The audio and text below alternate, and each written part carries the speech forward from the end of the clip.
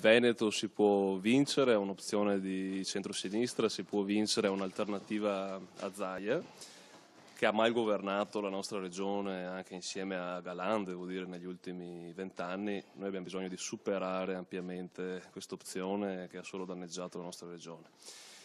E noi cominciamo un percorso che ci porterà fino alle elezioni regionali, manca ancora qualche mese, però riteniamo che la giornata di domenica sia una giornata importante, non solo perché, come suo costume, il Partito Democratico su grandi scelte non si chiude insomma nelle stanze, ma chiede l'aiuto, il sostegno e il coinvolgimento dei cittadini e degli elettori, quindi lancio un appello alla più ampia partecipazione. Ma lo lancio anche questo appello a venire a votare perché domenica prossima, se lo vogliamo, se il popolo di centrosinistra lo vuole, Zaia comincerà a perdere. È il primo passo della campagna elettorale, il primo passo di un Veneto diverso che costruiamo insieme e che costruiremo insieme a migliaia di persone.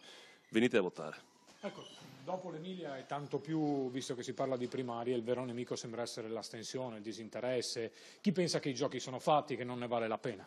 Ma l'astensione si combatte offrendo spazi di partecipazione e coinvolgendo i cittadini sulle scelte importanti. Noi abbiamo voluto farlo, 100 seggi, 1000 volontari impegnati, sicuramente non mi aspetto l'affluenza delle primarie nazionali, però credo sarà una bella opportunità e un bel momento di partecipazione.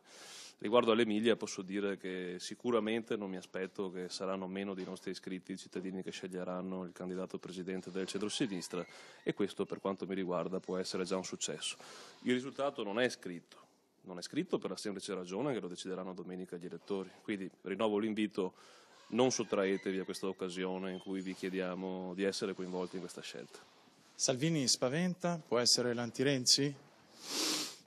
Mi sembra insomma che attualmente il consenso di Renzi non tema le scalfitture di Salvini e con questo anche del Partito Democratico.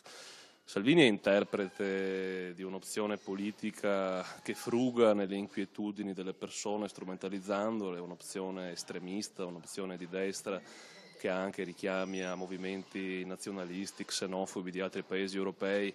Non è sicuramente l'opzione di cui ha bisogno l'Italia e il Veneto per uscire da questa crisi.